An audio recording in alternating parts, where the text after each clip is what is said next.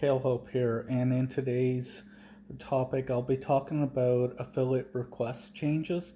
Now, this isn't so much as a change as to more or less reiterate, and the change really is kind of a crackdown on just send newbie affiliate requests to a delayed status here when they promote my different digital product launches. So I'll jump right into it. So, with the way that some affiliates have been promoting products for me and other vendors in the past, um, it's kind of lazy in a way. There's all types of different affiliate requests that come in, oftentimes with little or no sales, no explanation as to how they want to promote. It's just something along the lines of, "Hi, sir, I really want to promote your product." But then they don't explain how. And I just want to reiterate that in the JV page, which is where you go to sign up for to request approval, and in turn, when you make commissions basically every time someone buys the or purchases a product of mine, and this works the same way for any product vendor. The affiliate, those promoting the digital product, earn a percentage, which is the commission off of the product. So, for example, many of my products, for example, would be anywhere from 50 to 100% commission. So either half or all, or basically a bigger chunk of the pie for it, and so they would make whatever it is. So, um, for example, let's say the product was $10 and you get 50% commission. You're making $5 US off of each of the products that you promote for me. Of course, I never um, have it lower than $7, for example. Or, but I digress on that.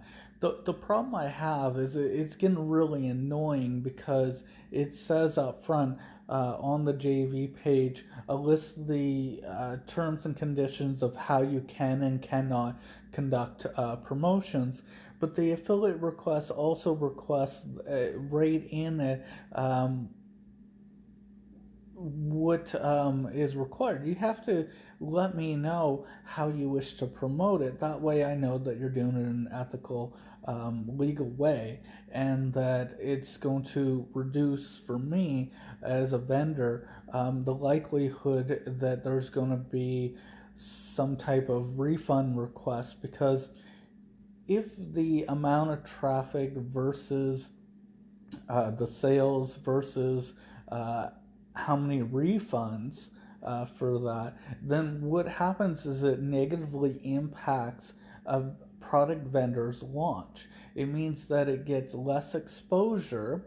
So I won't go into EPCs or any of that stuff, because for those that aren't familiar or very brand new to affiliate marketing, I want to give a good explanation as to the ramifications of that. So that means that I, as a product vendor, have to be very selective of who I wish to promote for me. So there's two ways that I get to set this. So I see when someone puts in a request for approval, be it for Warrior Plus or JV Zoo, which are two of the most established uh, marketing platforms out there. So these are platforms that you can pick from different vendors, products that you would like to promote.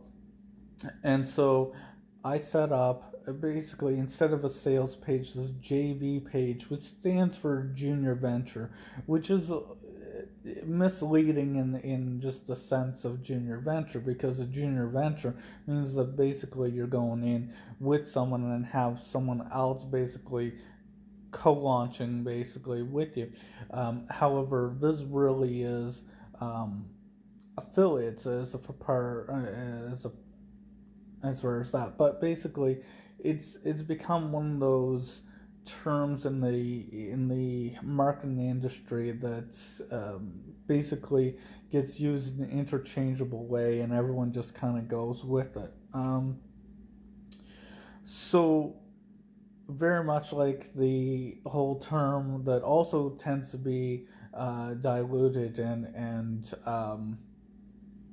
misrepresented is affiliate marketing. Some people are actually network marketing or multi-level marketing, and that's completely separate from what I do. But my whole thing is it really comes down to ignorance and not and when I say ignorance, it comes down to not reading what you're applying to. And really, it only takes 2 seconds of your time to fill out maybe two sentences just indicating how you wish to promote it. Like by leaving things such as if you want to promote through, say, your website or different websites, let me know what the website is so that I can check it out and review it and have that warm fluffy feeling that the product that I put my hard-earned time into creating that it's going to be represented properly for it, and that um, basically the two forms of payout. I wanted to get into that as well. Is there is instant and then there is delayed. So for those that have established themselves, they tend to already have built up a good working relationship with different vendors in the industry. They've proven that they know how to generate traffic. They've proven that they know how to make sales by converting that traffic. And so it really kind of irks me when someone has less than, say, 50 sales, um, or is brand new, maybe have been around for a month and is just really cutting their teeth when it comes to that. And they they almost demand or request instant pay, like instant commission for it. Well, here's the problem with instant commission. So let's say someone makes a sale and they get paid out instantly. And then there's a 30-day refund guarantee. Well, usually with delayed, what happens is if the buyer ends up uh, requesting a refund, the vendor refunds the customer and the affiliate ends up not getting that commission. It gets delayed. It's kind of a period of time before they get paid out to make sure that the buyer is satisfied with the product that they purchased. But the problem with instant commission is that if the buyer ends up purchasing and within whatever specified period of time, 30 days being the standard typically with at least software. Although when it comes to info products, it could be anywhere from 0 up to 7. I typically will do 7 days on info product, which honestly seems to be too much time, really, because you tend to get these freebie seekers that purchase, absorb the content, and end up requesting refunds as well. So it kind of puts the vendor in a risky situation in the sense of that if they've already paid out the affiliate marketer, um, and the customer makes a refund or a chargeback, what ultimately happens is that they have to pay the full purchase price to the customer. So let's say the product is $27, right? Well, they have to pay the any kind of transaction fees to PayPal. They have to pay the customer back the full purchase of it, any taxes that were associated with it. They end up already being out for paying the affiliate that had promoted it, so they've already gotten their money. So all this falls back on the vendor, which really isn't good because, as you can see, with that kind of pattern, if that ends up uh, picking the wrong person to promote and they generate a lot of sales that have a high refund ratio, what in turn happens is that the vendor ends up having quite a detriment. So they end up losing more money than making money from doing that. And so that's where it becomes that a vendor has to be very selective once again of who they happen to pick and choose. So to make it easier for product vendors and to make it um, more likely that a potential affiliate marketer gets approved, what you want to do is it really comes down to eliminating the risk slash reward for the um, for the affiliate marketer. Now, a lot of times, affiliate marketers seem to be oblivious as to what kind of stats and records the product vendor actually has. A product vendor actually has a lot of data at their disposal for any given marketing platform. So they get to see how many sales were made, how long the affiliate marketer has been a member of said program. They also get to see the um, they get to see the refund ratio as well for that. So all these factors contribute to whether a potential affiliate is going to be approved or not. Now, my stance has always been in the past that I've always taken kind of empathy for those that are just starting out in the industry because we've all been there. Um, and so basically, what happens is that I've often just set the person to delayed anyway, so that they can prove themselves by making sales and generating traffic and kind of, you know, uh, being given a chance to prove themselves, right? And I always thought, well, even if they make no sales, it's experience really, and they'll get better, and eventually they'll be able to make sales. But time and time again, I'm finding month after month of launching different products, they're still not getting it, and I see the same names applying, and it's the same cut copy and paste response of, "Oh, I don't have very many sales. Could you set me to delayed? And I promise you, I will make tons of sales for you." And they never do. Um, and there's always that hope that they will. But the thing is, though, it's gotten to the point where I'm just getting tired of it, really. And there's a lot of people, and this is what irks me the most, is people aren't explaining how they wish to promote. They may say something like, "Oh, my site makes like 100 to 200 um, visits per day, or I'm going to promote on media.com or on social media or Facebook or Twitter or different groups." but they don't really list what groups, what their social media profiles are that they plan on promoting to it. So I don't know if it's their profiles, someone else's profiles. I don't know if it's just bot traffic because they're not really explaining anything to me. So that makes it really difficult.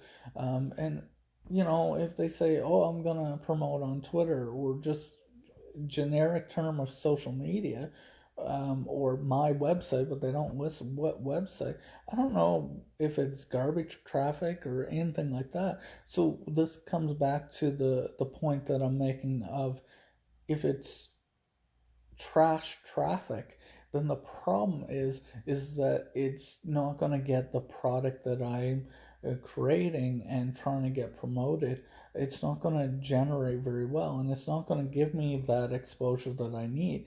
And so if it has negative exposure, that's even worse, because it means that it's not going to be seen. It's not going to make product of the day at all.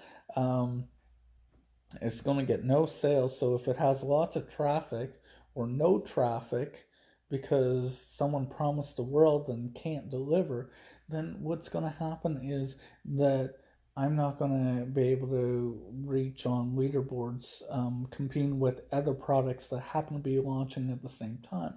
And so these are the things that I don't think that affiliate marketers or would be affiliate marketers really think out when they're um, plan on promoting a product. They just kind of see the title or the sales copy and are like, "Oh, that would be interesting to promote," but they don't really show any game plan. And so it really comes down to, if you don't have a solid strategy, you don't have a game plan, then you're kind of dead in the water to start with. And so it's a waste of my time and it's a waste of my money and effort to approve these people if they're not going to really step up, right? So I've also seen people with a high sales or yeah sales rate, but they also have a very high refund ratio. So for me, anything that is above 10% is really a high um, refund ratio. I tend to, will still, you could make like 250 sales within, say, a year or two of being a member of any platform. But if you have, say, a 20% refund ratio, 20% makes me very apprehensive. So I'm more likely to either set it to delayed or reject the application altogether and put it as denied. Um, and that's just because the risk versus reward. Yeah, I might get a lot of sales, but I'm probably going to get a high refund ratio, which is extra headache to me. And if someone has a lot of sales, and when I say a lot of sales, I'm looking at basically, I would say it kind of goes like this. This is, I'll share with you basically what I'm thinking as a vendor. Now, this could be completely different for other vendors, and I haven't really come across any vendor that tends to share this information, but this is kind of the tiered system that I have in my head over time. So for me, I think that anyone who has, say, 20, no, let's go with 50 sales and under is basically still kind of new. Anyone who has 200 sales, I'm sorry, 250, um, up to, yeah, 250 and above, basically, um, it's kind of intermediate level for it. Now, anyone who tends to have 1,000, 2,000, or well above that, then they actually are kind of an expert in their field. Now, the refund ratio still plays a big factor in that. So for me, anyone who has still under 10%, and refunds do happen, I realize that. Um, that is something that, uh, you know, is going to be okay as long as it's under that. When it starts to get above 10%, that's where it makes me very weary. And once it hits between that 17 and 20% level, um, you know, it becomes, well, I'm better off sending them to delay just to as just to mitigate any risk on my end. Um, Now, the other thing is, though, I've also seen people that have a higher refund ratio than the amount of sales. Now, whenever that happens, of course, that's just a complete deny because obviously they're doing something unethical. And this seems to be the pattern over years of launching products and working as an affiliate marketer online myself, you tend to see these different trends. Um, and so I've picked up that this often happens. Now, the thing that irks me the most is when someone doesn't even bother writing anything, and when they request, they hit the request button, but there's a little box in there when you go to request your affiliate link, which you need an affiliate link because the affiliate link is a unique ID, a unique link to you. It's how the platform tracks um, who made the sale. It's as simple as that. So when someone clicks on your link and buys the product, which takes them to my sales page or any vendor sales page, when someone finishes the checkout, that has a unique ID that is tailored um, to the affiliate. And so that helps the platform register that this person made the sale and attributes it to your profile. And you can actually see when the person is on the checkout page, let's say that they were promised some kind of incentive like a bonus or something of that nature, which is a common thing in affiliate marketing. You get certain bonuses for purchasing through different marketers, and I'm no stranger to doing that myself. And so when you get to the checkout page, you'll often see if you scroll all the way down to the checkout page, it will have the affiliate's name and their ID, so that you know that before you click that finish checkout, that you are actually going to get whatever said bonuses and you are actually purchasing through them. Now, every time you go to a different website or whatnot, you want to make sure that it is linked to whichever vendor you want to support as well. And the reason why is because if for some reason you were, I don't know, watching a YouTube video and clicked someone else's link inadvertently, well, it's going to be that link and ID, which is a cookie basically that is data cached on your computer, is going to be linked to um, whoever's profile, and you want to make sure that that profile is who is promoting it that you want it to be associated with, so that you're ensuring that you get whatever bonuses. Because honestly, once you go through the checkout, unless the product gets refunded and you clear your computer cache and data and cookies and whatnot and go back in and repurchase it. But honestly, with the time sensitivity to a lot of product launches, chances are the price will just go up.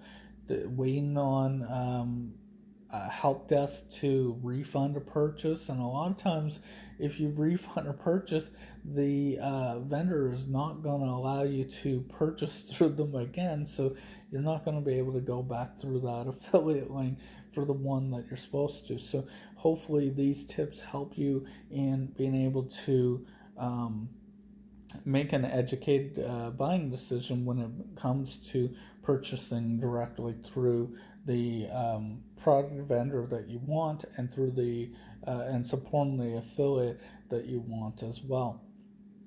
But when you fail to fill out anything in um, these affiliate approvals on the JV page or um, yeah, these promotional pages for it, the problem becomes the application, you're not following the directions of the application. It says right there that you have to fill it out. It's not an optional thing. So when people uh, don't bother to read it and they don't bother to fill it in, well, it looks lazy. And when it becomes lazy, I mean, your likelihood of being approved really goes down. It's kind of like, okay, think of it this way. So if you're applying for a regular job, right, most of the applications now are done online. If you are asked to submit your resume, but you don't bother and you just put your first and last name or don't fill out anything, how likely is it that you're going to get accepted for this job versus anyone else applying? Not very likely, right? And that's because you didn't submit the information for the employer to make an educated decision on whether that candidate is the best fit to represent their organization. Well, it's no different than a lot of affiliate marketers that are doing product launches online. They have to have the right candidates to help represent their business or online venture or their side hustle. You know, a lot of affiliate marketers treat their product launches as a business, and rightfully so. They have to take it seriously because the people that represent that business that help promote for them, and affiliates are basically like commission salespeople. They're without any kind of real contract for it. I mean, it's kind of a terms and conditions. It's kind of a written contract on there. But when people don't abide by it, then it completely misconstrues anything. And so my stance and some of the changes that I'm going to be making is that if I see the same people requesting affiliate approval and not making sales, I'm not going to waste my time. I'm just going to deny them. If they don't fill out the information, and it says right on there that if you fail to fill out the information, your application will automatically be rejected. Now, I've said that, but I haven't really stood behind it in the past. Now, I've actually been getting really better at my product launches. So if I'm getting better at it, my expectations for the type of affiliates and the ones that I want to draw um, has to go up with that as well. So at this point, having done this for some time, I'm gonna stick to my guns when it comes to rejecting those that don't have time for me. I don't have time for them. So it's just gonna simply be that. For those that have said that they're gonna promote for me, and there's this whole circle jerk fest, and they end up turning around and not bothering to even apply for affiliate links. Well, when it comes to being reciprocal, that's the whole, and I call it circle jerking because of the fact that people in the industry tend to try and network with other people that also do a product launch.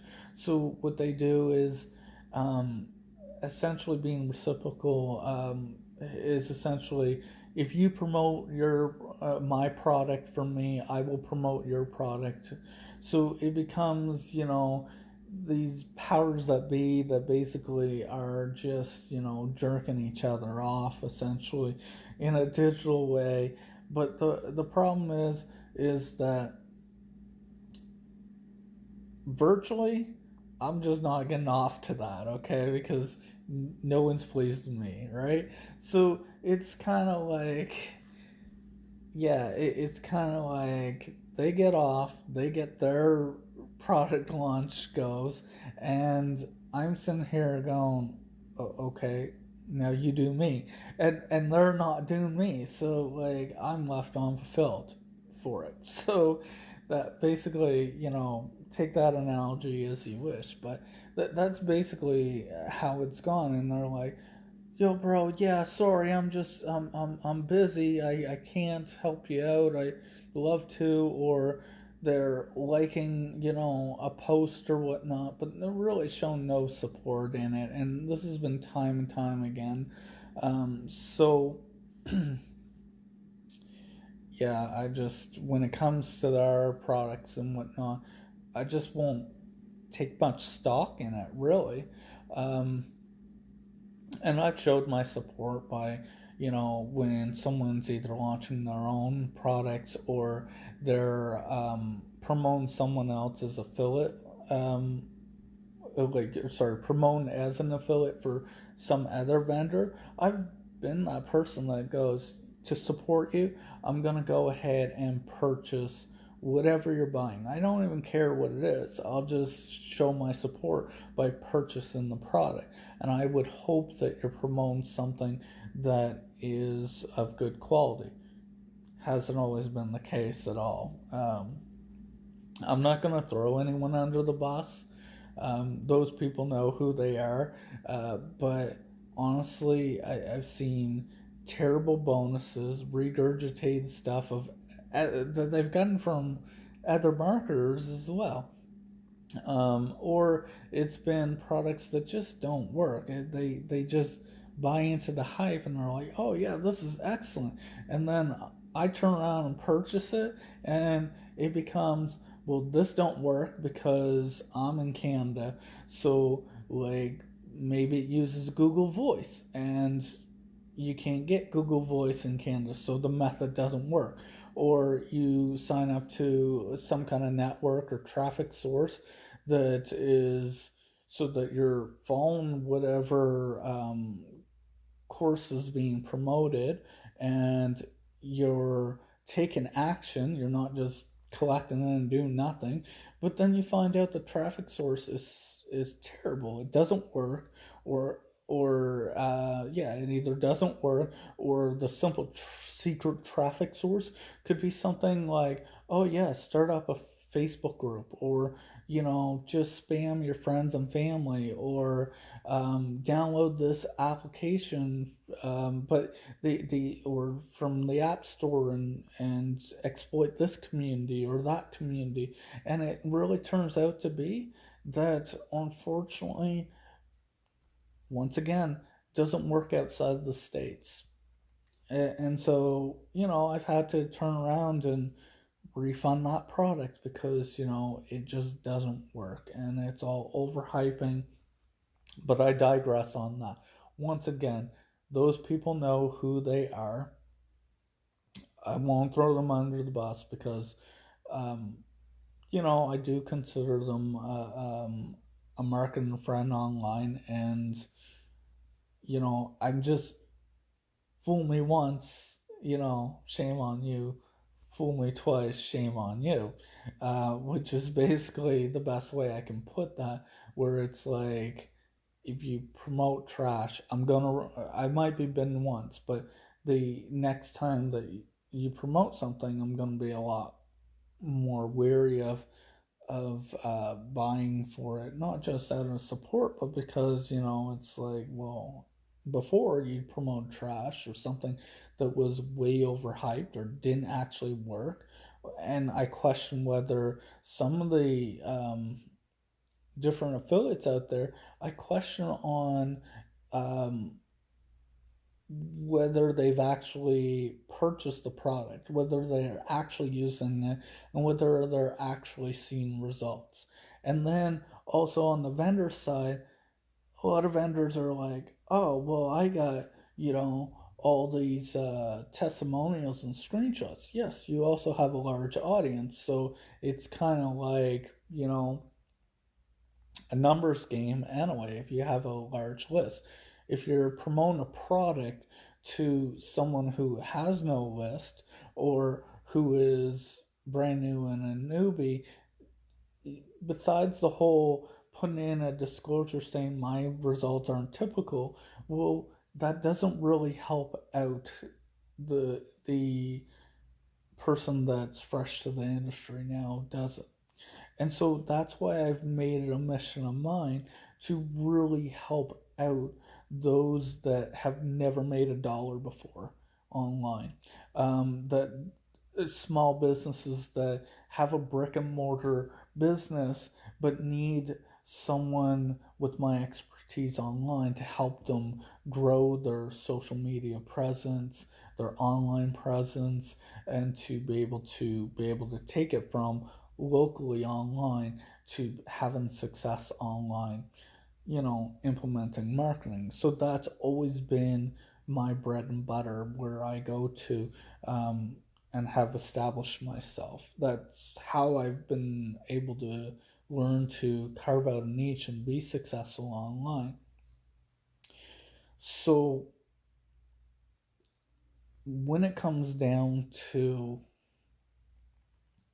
these screenshots of, money and so forth, even if I only make a few dollars for a product versus, these large amounts, the reason why I post some of the smaller amounts as well is it shows some credibility. It shows that it is a possibility. That you can make money online, um, as either an affiliate or someone creating their own products. Now, the other thing about that is it doesn't have to be a large amount of money. You don't have to make tens of thousands of dollars for it. Even a small drip, can cause a flood over time, right? So as long as there's a steady flow of cash coming in, that that will, once you learn to be able to make an income stream, you'll be able to have the fundamentals to be able to create multiple streams. So then, it becomes cash flow can become, um, oceans deep or rivers wide, basically. So I've also made it a point to always show, um, the screenshots, with the date and my name on them, as far as the username I use to log into these platforms or in my PayPal account, so that you know that I've got that and that I'm not just borrowing these examples from someone else, because there are a lot of fakery, um, online with different marketers just posting these high up numbers, and it's not hard to, um, generate a fake screenshot, and put in whatever number you want. Um, I've always made sure that it makes it, um, a lot more credible if you see the person's name. Now, the chances of you seeing an actual person's name, whether it's a video showing the supposed income, or, or just a still shot, showing the actual person's username when they go, "Oh, look at the money I've generated" or whatnot, is very far and few between. Um, I challenge you to take a look at any sales page or any JV page and see if it's the actual vendor's username logged in. Um, you take a look at the dates. Most of them will never show you the date of when they got it. So a lot of times what happens too is vendors could easily recycle from a past launch and be like, look at the money we generated. But is it for a recent launch, or is it a combined, like, how's this, data being put together, right? Are you cherry picking, this is a good launch and that's a bad launch, so I'm only going to put my high up number. I'm only going to put in, I don't know, a whole year's worth of income and say, I made it from this launch. There's a bunch of BS, and that's why um, I don't take any stock in supposed income proof. Now, a lot of people do like income proof. For me, it's all about case studies. When you can show proof in a case study, that speaks volumes to me versus any kind of just an info product, because you don't always know what you're going to get for whether it's just a bunch of filler versus a video course.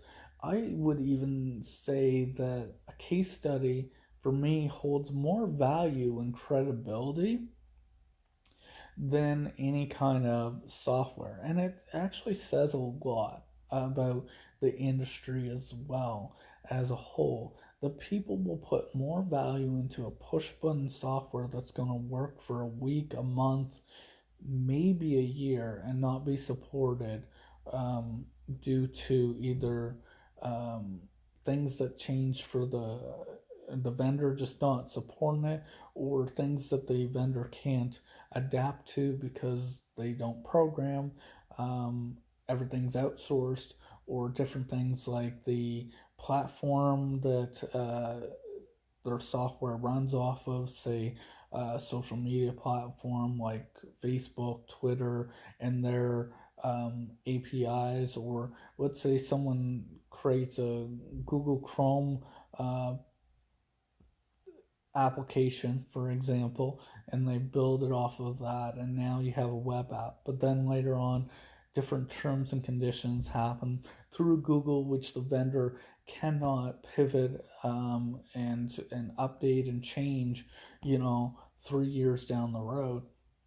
And suddenly they're forced with either creating a new version of it and selling that, and then passing the cost off to the consumer, because they now have to purchase a new thing because it's been rebuilt and technically a new product for it. Or the vendor, which is the most likely scenario, is just going to simply create something else and be on to the next trend and the newest thing, which really tends to work with the shiny object buyers that end up going, oh, something new and shiny. This is where my focus is, on this and that. And my prediction is there's going to be a lot of software coming down the pipeline that is going to be focused on what's new and shiny out there. TikTok. Now, that's just how it has been. Not really seeing much out there right now, but mark my words, as of today, I predict that there's going to be a lot of software um, around trying to game the whole TikTok algorithm, um, trying to increase the amount of followers and generate traffic and make it autopilot and whatnot. Um, and if you've noticed, this seems to be a trend of creating the same old bots over and over and over again, hyping the crap out of it, and then putting it to market. And then a month later, it's something new. And that's just how it's been, month after month after month, year after year after year. And people aren't focusing on the quality of just creating a product that will actually um, help out um, people new to the industry.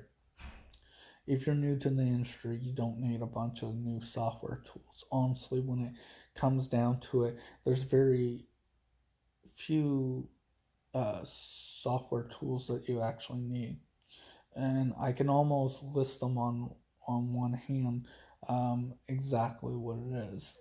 Basically, when it comes to it, you need some kind of landing page, either a social media platform or like Facebook to generate your traffic to. as a hub, basically, an online social presence, but I highly suggest a website. So, for example, getting a website is one. The other thing that you'll need is going to be some kind of autoresponder, which is essentially going to be so that you are able to do your email marketing. Send out to a list going, hey, buy my product or buy this product. It's very simple. And then you're going to need something to create your sales pages if it's not already part of your website. Um, and there's a lot of builders out there. In fact, every month there's a new builder. There's some free land page builders and sales page builders and builders. If you want one, if you want my recommendation, if you want my recommendation on one that's free, if you want to purchase one that I've created, fine. There's that. Definitely hit me up. I can make my recommendations on that. I'm not going to just spout it out because of Facebook doesn't really like that. But if you come to me and ask me and I can help you out with that or even suggest one for free, perfectly fine providing one, whether it be my own product or something else, or one that I use, or one that is free, or one that I've used that's free. Sure, I'll do that. You'll also need a place to host your website. So basically, that is like having a place to store all your files and images, and so that it's seen over the World Wide Web for your website. It's kind of like paying rent for for your property, for your house, for your apartment. Just like different in the retail business, you can have different pros and cons. For example, if there's a building, right? An apartment is your your domain basically, or sorry, I don't want to confuse that between what a domain and hosting is, but basically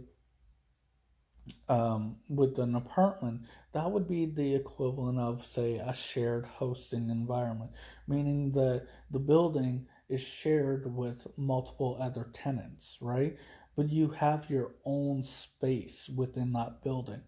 Just as shared hosting is essentially going to be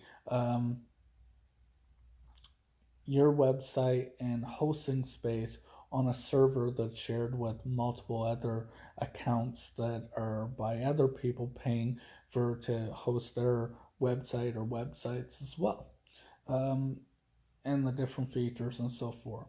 So if you own the building, for example, and then that's kind of like when you get into a dedicated uh, web hosting, because then you aren't sharing it with anyone. You are essentially the owner. Now you also get to make decisions because you own it. You could sub rent it, which is basically reseller hosting uh, for that. I hope those definitions definitely help. There are, just like with other type of accommodated living options, there so with VP and um, uh, cloud hosting and all this other stuff, these virtual environments and so forth. So it kind of works the same way. And then I believe I'm up to 4, so I'll tell you what 5 is, and also to try and rectify where I was kind of going off the rails on that. So the other thing that you'll need as well is a domain name. And a domain name is essentially like the street address or apartment number that is your space on the web. So when you put in www dot, or nowadays those are usually interchangeable and or interfixed to each other, where yourname.com, you know. So for example, for my website of kalehope.com, my first and last name.com, that goes to my website, for example. That is my website on the web. So I have a web hosting provider um, that I pay for, and then when someone puts in my website address, it will link to my page on the web. And of course, I use my um, web building software to create my sales pages. And when people go through those sales pages, they go through onto my mailing list, and I'm able to communicate with all those that have subscribed and so forth. And that's kind of how I manage all that together. So these things aren't really hard at all. There is a skill set to it, but it's really that simple. It's not overly complicated, and everyone seems to want to make it very complicated. And so I find that it's really bad because there is something called paralysis by analysis, and that essentially is um, people having so many options that they don't know where to start. They don't know what to choose. Um, and you never want to do that because it makes learning very difficult. It means that, and when you do that from a shopping standpoint, it becomes really hard as well.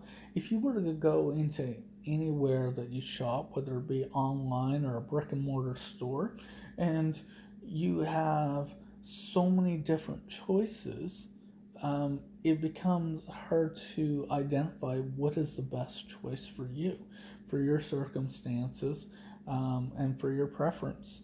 Um, and that's what basically a lot of vendors are doing. Because there is, for example, so many different web page builders and so much overhyping, indicating that you need this one. This one's better than all the rest, and everyone's saying that whatever software or whatever product is the best, and this is gonna change your life and whatnot. Um, a lot of people just call bullcrap, and rightfully so to some extent. So that's why you'll have a large majority of people that think everything is a scam, um, and they don't feel that anything works because they've tried a couple things maybe, or they tried one thing and it didn't work, and they didn't see the positive results that they wanted. And as a marketer, we really need to focus on one thing at a time to just breathe. It's going to be easier on us, and it's much easier on the potential customer or sales prospect to really hone in on that. And so that's why I've been really focused on taking a subject, making it easier for my customer to absorb and digest and be able to just focus on that one thing, get the results that they want, build credibility and trust with me, which has worked significantly well, because when they get the results that they want and that they deserve, they tend to come back and become repeat buyers. Not because they're dependent on needing an upsell. And you'll notice that a lot of my products don't have a whole lot of upsells, if any. I'm not giving them a barrage of 5 different products for it. I make it like a complete meal. If there is something else to it, they don't necessarily need it. It's an optional thing. It sure does make it a lot easier for them, like with a done for you package or whatnot. But it's not something that you need to buy to make the standalone product work, the front end product as we call it, which is the main offer. You know, if I go into any fast food restaurant and I'm hungry, right? I'll go ahead and to feel fulfilled, I'll buy something, right? But yes, I get more enjoyment out of buying a meal, and I may or may not want dessert with it as well. It's not something I need, but you know what? If I get dessert with my meal, it does make it a more fulfilling meal. It's completely optional, but it definitely adds some extra value to it, and that's what we need to do as product vendors, is to make something that is still going to give you satisfaction, nourishment, and give you what you need, which is food, essentially. But in this case, it's some kind of value, the answer, the solution to whatever your problem is, or to make you feel good. And then from there, essentially, if you want more, you have that option to upgrade to something else to add more value and um, to just help it along, basically. Um, and that's kind of how I've always done something. It's like, you don't. So let me put together a quick example so that it really solidifies this. So let's say, for example, that I create a product. This is an example of a good product versus some of that crap that I've seen. So if I put out an info product that addresses one main concern, and this is where the focus comes in. Let's say, for example, the product is how to grow a Facebook following, right? And I address that, okay, in the product, okay? And throughout it, I explain how to create a good, solid online presence in Facebook marketing, how to create different profiles, how to set up a Facebook group, how to generate the traffic.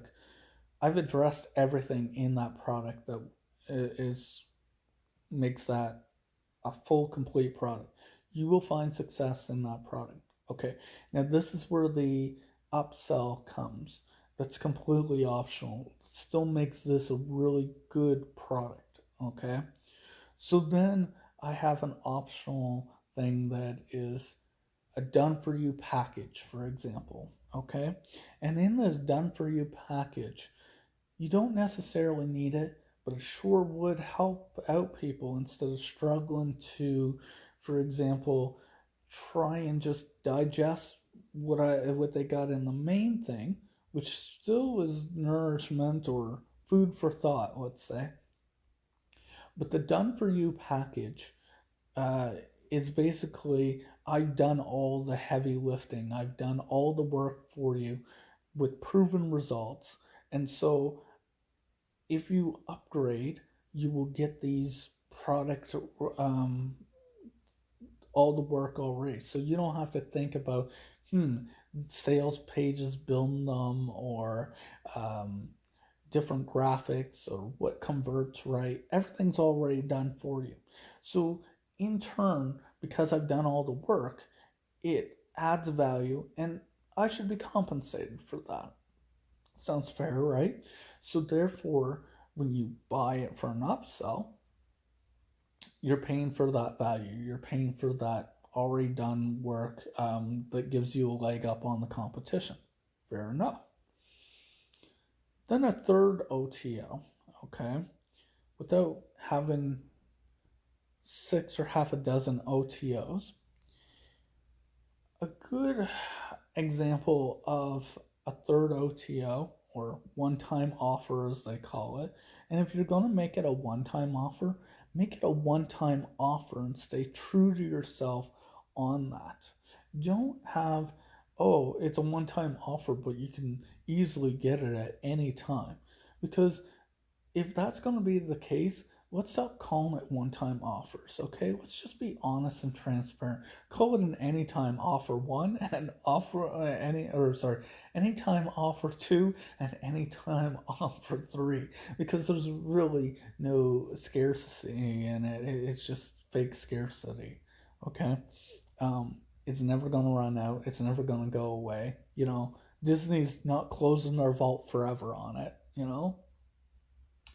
So my example of a third one-time offer would be reseller rights. That's a good one, which is instead of just a done-for-you package or the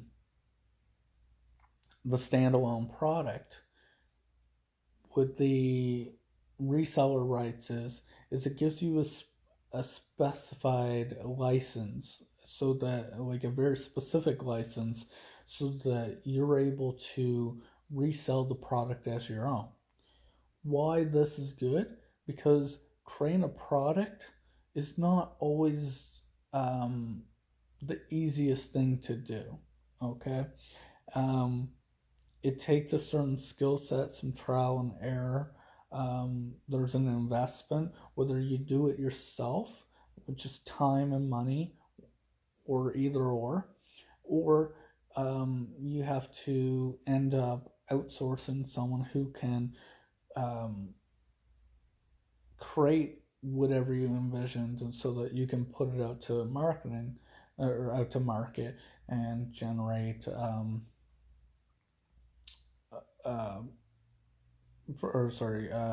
get affiliates, attract affiliates, and promote it, and so forth. The value comes in that there's already a product there that's known to the market, and you get to resell it as your own. So it's a complete system that's already working, and it works because you've already purchased it. You wouldn't have purchased it if you didn't think it worked. I would hope you wouldn't. So therefore, it gives you something to sell, and you get a larger amount of profit out of it for that you've sold. It cuts down on the amount of time completely for it. So you're kind of trading time versus money, which really is, it comes down to everything in marketing: time versus money, right? And so for the product vendor, if they've created a really good product, and someone ends up going through a sales funnel and purchases this, then yes, they should end up being compensated for their time and energy and creating this already done product that someone else can resell. Because ultimately, too, they're also saturating the market somewhat too, because now they have more competition, because it's kind of like franchising that out, because now you're not the only one selling that product, right? You may be the product creator, but you're not the only one who owns that product and has the ability to resell them. It's essentially how that works. Now, I know that I've gone more into about affiliate marketing and the vendor side of it, uh, but I hope that by giving a very truthful and transparent outtake of that, and these are things that just most marketers overhype everything, and they're not down to earth about it. And this is something that I want to rectify. I want to be able to establish my authority online, my credibility, and really have people like, know, and trust me through just being a down to earth, honest person, because honestly, that's always been my personality, besides being a little bit geeky. Um, but it's what's worked for me, and it's about staying true to myself and not being lost in all this scammy marketing stuff, right? And when you build a following over time, okay, the big vendors, they have a large following that sometimes follows them blindly. And there is a saying that also applies to religion, um, and to could essentially be to any guru. Okay, and gurus tend to also come from the whole ideology of cults and religion, right? So it comes down to this. There's an old saying that cult plus time equals religion. Think about that for a moment. So any large following, okay, or cult following, over time, and varies how much time, eventually gets adopted as, if it's successful, becomes its own religion over time. That's why I've always never been a very religious person. Maybe spiritual to some degree, but never into that, because I find that there's a lot of people being led blindly, and people buy blindly. They buy into these big cult brands and so forth, and don't really have the respect or understand the value of it. There's people that aren't graphic designers or video um, designers or video producers or anything like that out there buying the latest Apple product just because they have the money. They don't use them or need them necessarily. I honestly believe that like about 90% of people out there, if they're in a specific niche industry, actually need an Apple product. They can do pretty much everything else with either a Windows or Linux box, but you know what? To each their own. People make their own buying decisions, right? But there are these big brands like, say, Apple, McDonald's, IBM, you name it, that just over time have established these followings, whether they do things that are ethical, whether they do things that are right or wrong, even when they put out crappy products, people are still gonna buy it blindly because they get into the hype. And the problem is that in the info products, in the marketing software, anything for the whole internet marketing, make money online industry, there's a whole lot of that going on too. And so when I create a product, for example, it's to give back. It's to take all my knowledge and put it together and do it out. Why?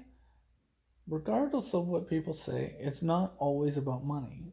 It really, for me, it's about giving back and trying to have something out there that when I leave this earth, I would love to and would be the most accomplished.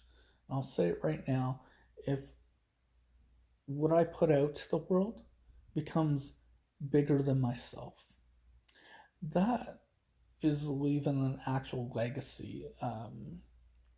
And I don't know if I'll ever accomplish it, honestly, but it's something that I always strive for. And I think that really is something that people should strive for, because ultimately, if you just do good in this world, money will come. It's a byproduct of just that. And that's kind of how I've always lived my life when it comes to that. I never put out a product with the intent of, oh, I got to put out a product that's going to make me the most money or the most return on investment. It really isn't. If you create a really good product, it's going to speak volumes on its own. People are going to see it, love it, and they'll say good things about it, and word of mouth spreads really fast. And you don't have to be in a small community for that to happen. Um, but if you, on the same token of that, if you put out really crappy products and you don't have this huge cult following, um, it's going to be detrimental. People are going to see it, say bad things about it, put out bad reviews, and people are going to think twice about, what you've promoted or what your affiliates have promoted as well. So this is where it all comes back around. I got there. It took a while, but I got there. I'll bring this all back with no script, which is amazing. So I think that's where I'm gonna leave this one here. It took way longer than expected. For anyone who's stuck in there, that's great. And feel free to check out the replay. It definitely helps support me by like, comment, and subscribe. And this gets syndicated to multiple different um, video platforms and live broadcasting platforms. So, with that said, just remember, guys, stay humble, stay hungry. Okay, thanks.